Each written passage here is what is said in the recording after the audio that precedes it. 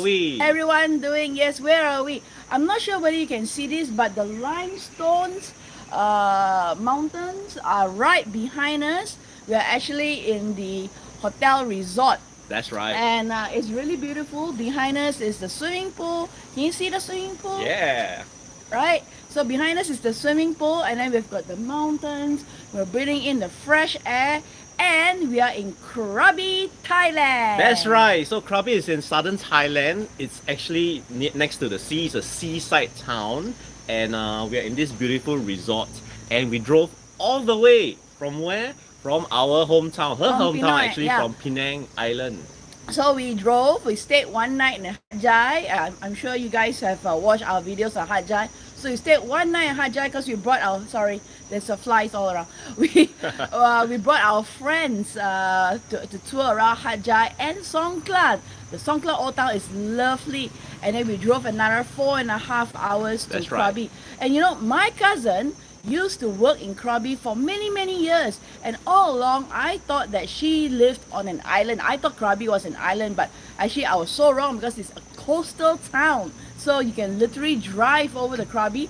There's a Krabi International Airport as well if you're interested to go. Yes, so today we have a special guest to introduce to you because we are not traveling just the Alone, two of us yeah. today. So come, Zox, let's join. Come, let's join. Yeah. Ta-da! Hey! So if you remember Socks, Socks is the lady who quit her high-flying corporate job and she moved to Johor, JB, to live, right? And then we interviewed her in her home, which she rented for how much? 2003 Ayo, ringgit. Ringgit. 2,300 ringgit, okay? And it's a double-story house and it's absolutely lovely in a gated community. I think you can tell them where is it now? It's in, Yeah, Horizon Hills. yep. Yep. So the video's been out for a while now, so. Right? So, okay, now, we're not here to talk about JB, okay? We are here in this lovely, lovely resort. So, why we want to talk about JB, right? We'll go and do a JB one another day. So, we are going to talk about three things, right? Which is, what's the difference in traveling when we were all in corporate and now that we are retired? So, Socks is retired, John and I are retired. So, you know, so we want to talk about that because that when we were talking, right, along the road trip, we were like, this traveling like a bit different, right? Ever since we got retired, so we decided to do a YouTube video. Okay, so Socks, you want to share what's the first thing you noticed between when you were working last time and now that you're retired? What's the change in your traveling habit or whatnot? Okay, first thing is pace. Pace. Because when you have when you're working, right, the number of leaves is so limited. So therefore you want to, we always pack like really, very compact Yeah. holidays within maybe 10 days. Yeah. You cover so many things. It's Yeah. so intense, and so the pace was really intense. And then every time you go out, you go out in the morning, and then you make sure you cover everything and everywhere, just to make it worth Yep. the while. So basically, we spend a lot of money on hotels, but we don't stay there Yeah. right? We only go there to have our shower and then sleep at night. Yeah. Even though, like for example, John and I'm not sure about whether you also did stay in nice resorts Yeah. when you travel, Yeah. right? Like all these, then we don't use the Yeah. pool, we don't use the gym. facilities. Right, we don't even eat in the restaurants. correct. What a waste, right? And actually, we do get better discounts when you're a guest in a restaurant, in a That's true. hotel, right? But when we choose to go eat somewhere else, so a bit of a Yeah. waste. Okay, and then I think also is the souvenir, right? Yeah. You're saying that when They're you're packing, buying, yeah. when you're packing your house to Yeah. go JB, Yeah, that's what right. do you find? So we threw away a lot of stuff we never ever even opened. Aiyo. So those are souvenirs that we collected along the way and all this, and they are all in good condition. But so it's what a waste of money. I realize. It's true. So that is Socks. She buy things that she don't use, right? And for me is I buy things, let's say from Italy, from Europe, from Switzerland, for other people in Singapore, my friends and my colleagues. And then you know what they tell me? Hey, this one Singapore also got what?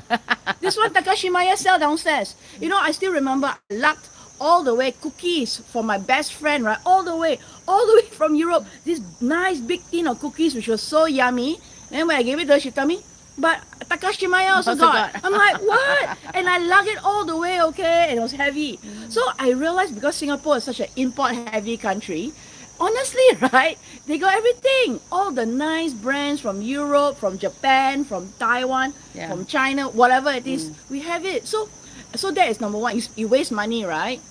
And then you buy souvenirs for your colleagues and friends, which actually, honestly, they might not even appreciate because you don't know what their tastes are like. Yeah. So you buy something, they go like, oh, okay, thank you, very nice. But then it gets left unused, right? And I'm speaking for experience because obviously I also receive souvenirs from people and then I also don't use. Yeah, Right? absolutely. Yeah. And then what else? What else you notice, Socks? The other thing is avoiding school holidays. Mm. So like related to pace, right? So you also go. So now we also go on holidays. Avoiding the June holidays, the December holidays, even the short like March and September holidays. We try not to go because it's just so crowded with people, Singaporeans all over, and also prices. Yep. Yeah, the Yep. prices is like exorbitant. It's like Tell way... your Japan trip in April one. Oh yeah. So Japan trip we went like towards the end season. We went skiing and like you can actually enjoy the whole ski field all by yourself because all the school students have gone home already. Yeah. The parents never. Yeah. But and then the price, eh? and the price is like you can pay. I mean offhand I cannot remember in terms of numbers, but it's like between 2,000, right, which is high end, and 1,006 This is what per pax, per pax. per pax per night or what? Per pax. For a period for 5 days, you know. Wow, kinda. that's the duration? Yeah. So just to give you guys context, my friends went during the December period. A family of 4, they spent $10,000 for 6 days, 5 nights. That's Okay, about right. so 10,000, yeah, versus her. Yeah, 1,006, about 1,006, Yeah, 1,007. per pax. So per 1,000. pax. So let's say if you a family of 4, yeah. Mm. Yeah, it's a lot cheaper, a lot cheaper. Then you got less people, you got less crowd. So, you know, your skiing is a more pleasant experience. You stay in a hotel, it's also a more pleasant Yeah, experience, exactly. right? Yeah, you don't have to fight with people for food lah, you know, the buffet line and all this. Yeah, and guys, for you guys who are watching, let us know also in the comments now, what do you think, right? Like, what is the thing that you don't like the most when you travel, right? Especially during your peak periods or basically when you travel in general. What is the thing that you don't like, right? Let us know in the comments, right? We'll love to hear from you. Another thing, Socks, is, you know, like let's say like this, we are going home this Sunday, right?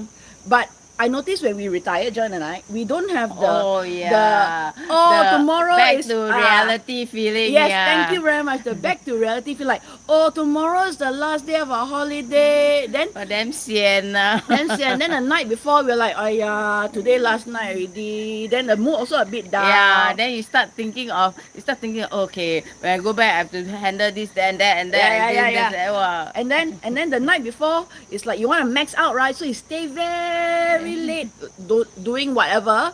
Then on the day of the moment you wake up, the moment you open your eyes and wake up, that's the one. Yeah. You're like, today going home. Then the packing feeling, the going to Yeah. the airport feeling. Yeah. Then arriving home. Yeah, it's like, oh damn.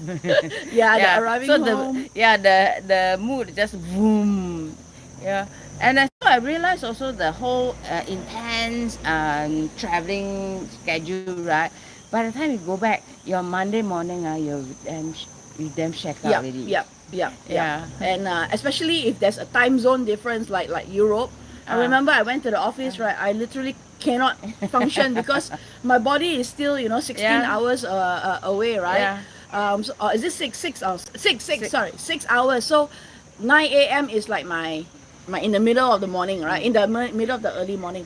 So yeah, and the sian feeling, the don't need to go to work. So for us, because we already have trips lined up after this trip, right? So there's a sense of forward looking rather than have to go back to reality feeling, you know. So we are actually excited. We're actually excited to let's end this trip and then Yeah. we now have another trip to look Yes, forward to. So we have yes. to plan already, right? Yeah, and also actually looking forward to all the activities. You know, like okay, I'm missing pickleball, so I'm looking forward to meeting my friends back to play to play pickleball. So it's really very different feeling. Yeah. Yeah.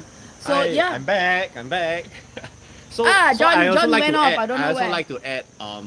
It's such a blessing to have Socks with us and her friend as well to be on this trip with us, because most of the time, when we go on long road trips like this, friend and I, it's very hard to very hard to find traveling companion. Yeah. Because usually when you have a block of 5, 6, 7 days, you don't really want to go for road trips. That's why we talk a lot about road trips and what we see, along the way. Like Socks, what's the experience for you on this road trip? Like slow travel style. Yeah, so the whole experience, just looking at the trees and and stopping along the way. Hey, got fruit store, let's stop. And check out what they have and then buy stuff. Eat along the way. So it's very well paced, very relaxing. Then no Yeah. schedule one. Yeah. So we like yesterday, right? Yeah. We found the most awesome Thai restaurant ever. Oh yeah. And this was not in the itinerary. I mean, we don't have Yeah, it was one. not so planned, it's yeah. not planned. So we said, everyone, we're hungry. Let's look for lunch. So we went Google and went, okay, this looks good. And it was amazing. It was like in a resort It kind was of. in a so the setting is like a kind of a resort, very chill vibes kind Got of restaurant. waterfall, Yeah. greenery. There was a huge gong. And then I think they were preparing Preparing for for some, an event. So there wedding was or fresh something. flowers Yeah. everywhere, and the food was on point. Every dish was delicious. Yeah. And it was in the town of Trang, if you're Trang, interested. Trang, on the way from Hajai to Krabi. And these are discoveries that we love along the way. And then we have the time, we are flexible with our schedule, to get there. Yep, absolutely. Yes. So, yes, John, you want to say something? You're not. So we want to share with you why are we here in Krabi as well, because you guys who have been following us for a while, you know that we are always looking for the retirement destination. So let's check out whether Krabi is a place that's worthy for us, for retirees to come and stay, or maybe it's not very interesting or exciting. Yeah, Let's and find plus out. it's all our first time in Krabi, so we are all very excited to explore. And I got some great recommendations by my cousin. Remember, she lived here for several years. So we're gonna go explore Krabi, the beaches, the mountains behind us, and really just take a very chill holiday. We literally have no itinerary. But the first thing after this is we are gonna go for buffet breakfast. And then hit the pool. Yes, hit the Yes. pool. And then I Exactly. think tomorrow there's free yoga lessons. That's yes. right. So I think this is the kind of travel that we all enjoy and really kind of utilize and take advantage of all the things that we've already paid for. Right? You know what I mean, right? Like the buffet breakfast we already paid for. The hotel room with a nice bathtub inside and facing the scenery, we've already paid for. So it's actually the free yoga lessons are already packed into the room cost already. So why not take advantage of it? Why not take advantage of the big, huge pool? But we never got the chance back then because we were so busy, go. You see this, you see that at the end of the day, when we come back to the hotel, it just becomes a sleeping place. Yeah, so Okay. let's make up for lost time. Let's Yep. enjoy fully, Yeah, and- maximize the resort. And perhaps this will give you a different idea on how to travel in the future with your family, whether you're retired or not, right? So that when you at the end of a holiday, you don't come home, I need another holiday from this holiday. You come home refreshed, rejuvenated, and ready to live life. That's Yeah, right. absolutely. Okay, so that's all from us. This is our special guest, Socks. Yay. Bye. Thank you, Socks, for coming. Yeah, thank you so much, and then we'll see you guys in our next video. Bye bye, Bye-bye. guys.